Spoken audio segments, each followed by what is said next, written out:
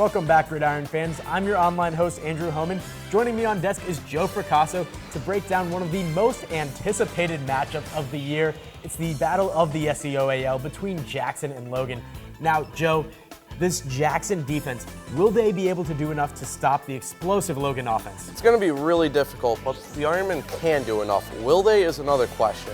The Ironmen have playmakers on defense to limit Logan from a good pass rush to a very good linebacking core to a solid secondary. They have a complete defense. Jackson has given up only 13.5 points per game and is coming off of a 41-0 shutout over Warren. The Warriors' offense is nothing like what Logan's capable of, however.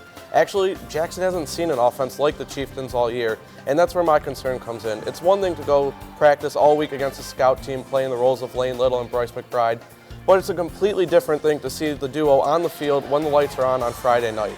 Logan's averaging 38.5 points per game, with Little and McBride accounting for 29 touchdowns on the season already.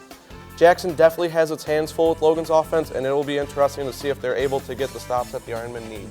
I mean, Lane Little and Bryce McBride, you could argue that that's the best quarterback-running back duo that we cover of all the 35 teams that we have.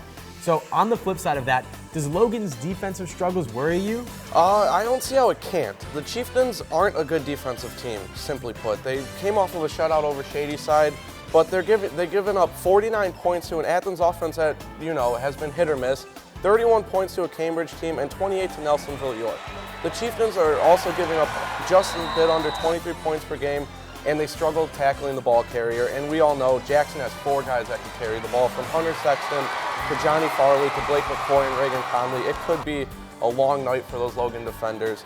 I don't have the faith that in the Logan defense that I do in Jackson's, and that could be the reason why the Ironmen come out victorious. However, if the Chieftains can get the stops, the Ironmen are going to have a long night. Either way, this is one of the most anticipated games of the season. I cannot wait. I can't either, Joe. Man, this is going to be the game of the week. It could be the game of the year. We'll just have to wait and see. Thanks a lot, Joe.